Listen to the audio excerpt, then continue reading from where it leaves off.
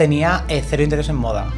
Yo iba a ser pastelero. La persona que pille el concepto lo va a amar o lo va a odiar. El día que el señor Ortega me copies porque lo estoy haciendo.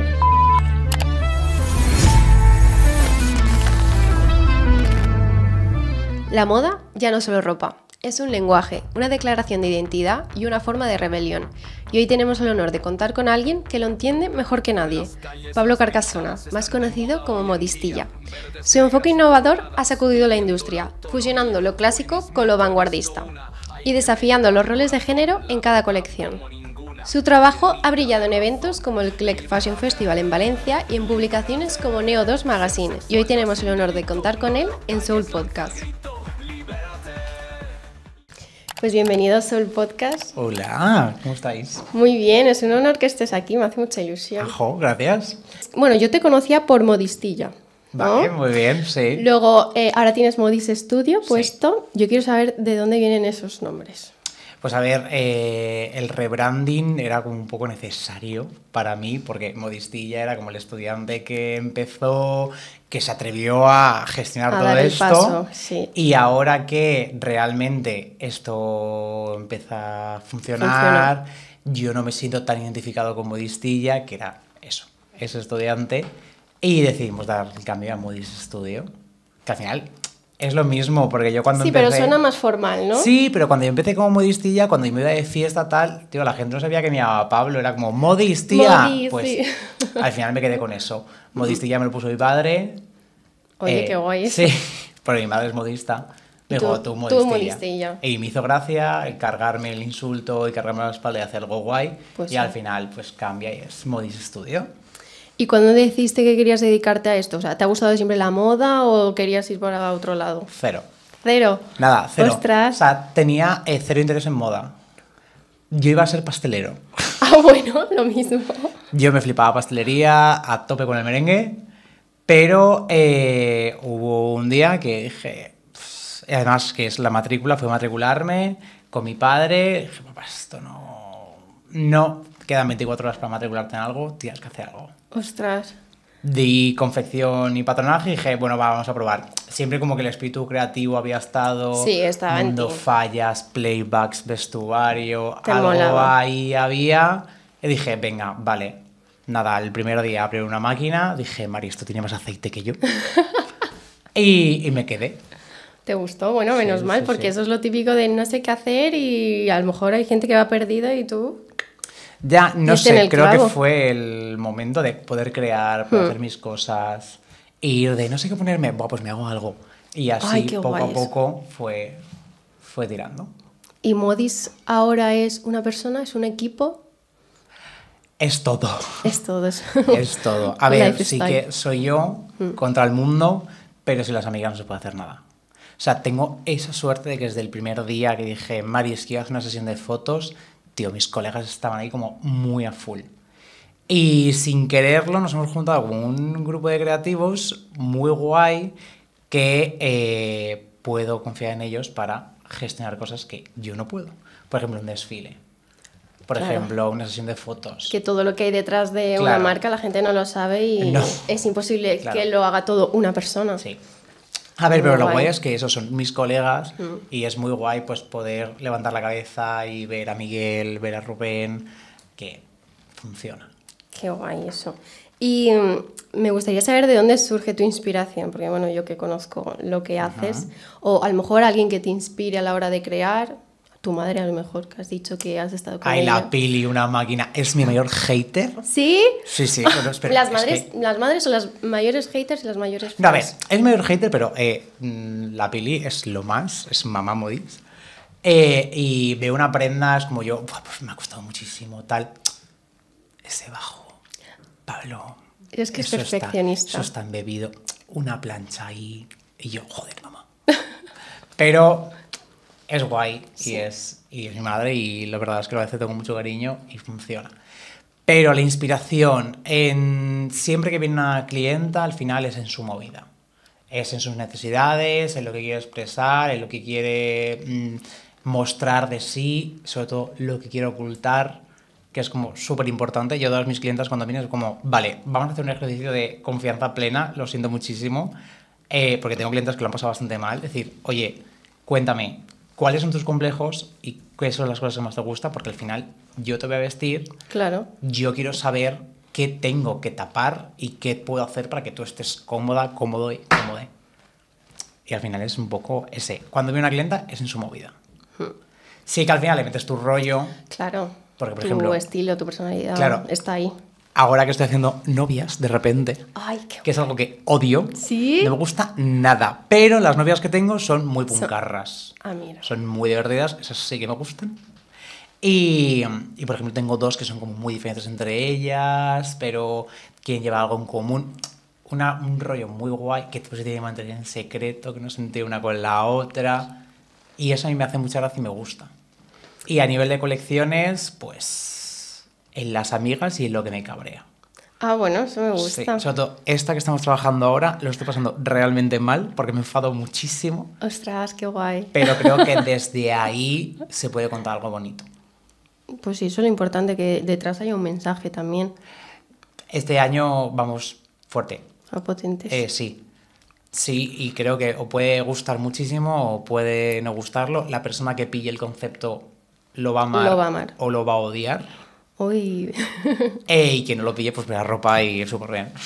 Es que justo te iba a preguntar el proyecto que tengas en mente o en lo que estés trabajando, si nos podías decir un poquito. Entonces, creo que ya me has dicho.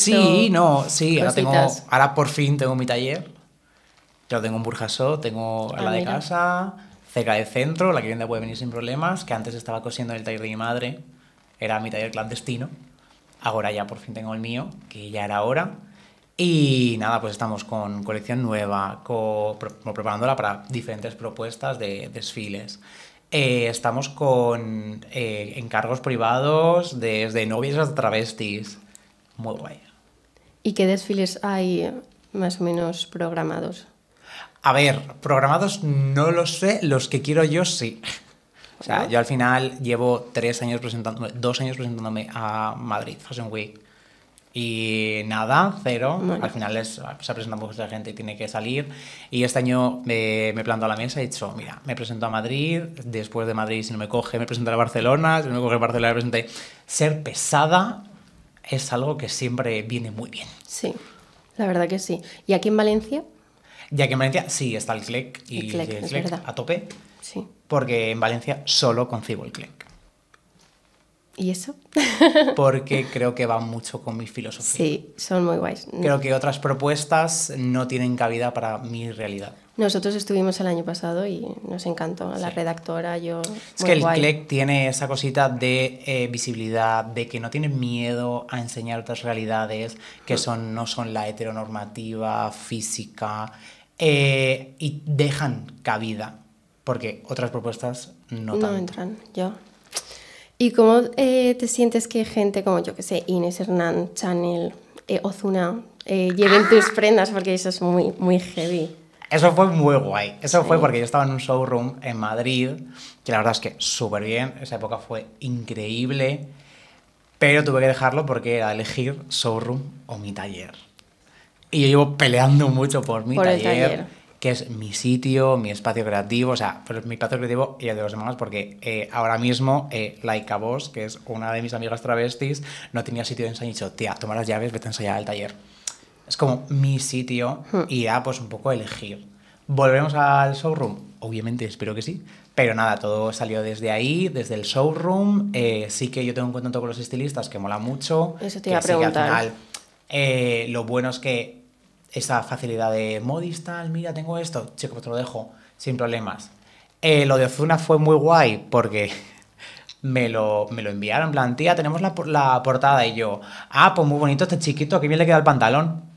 Claro, yo no había creído que era Ozuna. Yo estaba en la Neo 2. Yo estaría en la Neo 2. Es mis revistas favoritas. Yo, Marisa, la Neo 2.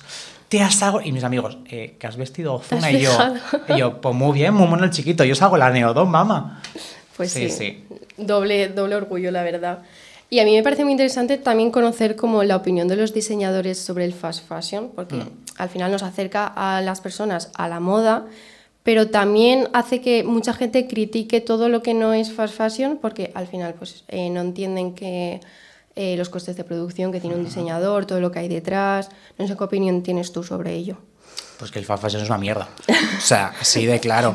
Sí, a ver, al final democratizó la moda, que lo puedo entender, en su momento fue lo más, pero tía, se nos ha ido de las manos. Sí, se ha ido de las manos explotación infantil, demasiada en general. ¿Qué pasa? Que la gente se ha acostumbrado a pagar por una camiseta 2,50. ¿Qué pasa? Cuando tú por una camiseta pides 25, dicen, joder, tía. Hasta llegar el punto de que nos toca explicar nuestros precios. En plan, claro, hola. Material, producción, claro, todo eso no lo tienen en mente. Yo sí que entiendo que a día de hoy no podemos luchar contra el fast fashion porque, Mari, no es por nada, tiene más abogados que yo, pues un poco sale un poco mal. Pero sí que somos ese capricho. Por lo menos yo soy ese capricho, que la clienta quiere por un momento especial, que tengo la suerte de que no tengo clientas que regatean con los precios, lo entienden muy bien, porque tengo clientas de todos los poderes adquisitivos y la verdad es que en ningún momento todas súper guays, pero sí que tenemos que tener conciencia de dónde viene la ropa. O sea, porque nosotros trabajamos con materiales locales, o sea, yo os voy a comprar a Violeta, a la mercería de mi barrio, o sea, voy a eso y, pues, bueno, creo que lo más lejano que he pedido es a Alfafar Piedras. Pero vaya que es local y tiene más calidad y eso debería tenerlo la gente más en mente, pero bueno. No sé, es complicado decirle a la gente, hola tía, deja de actuar como estás actuando, porque al final es una industria muchísimo más grande y con Shein ahora, bueno, se pueden decir marcas, pero me queda gustísimo, ¿eh? Vale, a tope. Con Shein, pues todo muchísimo peor, que sí que es lo fácil, sí que Shein ofrece esa diversidad de tallas que a lo mejor no, y joder, eso me parece bien. Sí, pero un diseñador también puede hacer muchas tallas. Claro, sí, pero dentro del fast fashion, que es una industria que si no tienes un cuerpo de a una 38 a una 42 se va a tomar por saco, en plan, no tienes cabida en mi sitio, pues ahí Shein sí que ha visto un hecho de mercado y ha dicho, vale, pues aquí que siga habiendo explotación, que siga habiendo contaminación, que obviamente un diseñador o una modista vas a ir, oye, mira, le va a dar igual el cuerpo que tengas, porque es que yo lo tengo en el taller. O sea, entra muchísima diversidad de cuerpos. Desde la persona, mira, tengo una clienta que está muy delgada y tiene complejo con ciertas cosas. Bueno, pues a tope contigo, vamos con tu movida. Luego tengo otra clienta que es plus size. Bueno, tía, ¿qué necesitas? ¿Qué tienes? O sea, mi trabajo consiste en saber las necesidades que tienes para yo suplirlas. También hay muchas copias, que eso, si estás en redes sociales, al final te salen muchas diseñadoras, diseñadores que les cuesta un montón sacar una prenda y coge una super marca de fast fashion y la copia a la mitad de precio, y eso es como... La ley de los 7 cambios. Claro. A ver, lo malo es que no puedes hacer nada con esto. No. Que es impotencia. Sí, puedes demandarles, por supuesto. Sí, pero no vas a conseguir, ¿no? Ellos han dado 1000 vueltas antes que tú. O sea, sí, porque ha pasado muchas veces de que han cogido un diseño, han hecho 7 pequeños cambios y ya no es un diseño, es una inspiración. Ya. También te digo que siempre he dicho que el día que señor Ortega me copies porque lo estoy haciendo de puta madre. Pues sí, también es verdad eso. Pero, bueno, espero que no llegue, por favor. Sí, no, pues ya veremos cómo lo gestionamos, pero sí, claro, hay muchísima copia. Y algo que preguntamos aquí siempre, así como para terminar bien y inspirados, es, como nos llamamos Soul, el momento con más alma de tu trayectoria profesional. Así que algo que te haya llenado mucho. Ahí fue salir con mi equipo después de un desfile. O sea, la colección anterior fue un poco el cambio, yo estaba muy, muy cagado, tenía muchísimo miedo de, tío, quiero seguir siendo la misma, pero quiero con este concepto nuevo, mis amigos estaban ahí y dije, es que quiero que salgáis conmigo, porque ese momento sí que es guay de salir, pero yo me siento muy solo, en ese momento es como, vale, sí. Todas las miradas en hasta ti. No, eso no tengo problema. Eso bien. te gusta. Eso está muy bien. Pero, claro, es como decir, es que yo sí que tengo la idea, yo sí que lo he cosido, pero Miguel se ha encargado de una cosa, Rubén se ha encargado de otra, Alba se ha encargado de otra, Tony... Es como, ¿por qué ellos no? Eso me parece muy bien. Y así que yo dije, Mari, salir conmigo, listo. Qué guay. Fue muy guay. Qué guay, pues bueno, ha sido un placer a mí. Ay, me encanta el mundo de la moda y te seguía desde hace tiempo, o sea que muchas gracias. Pues muchísimas gracias. Muchas gracias.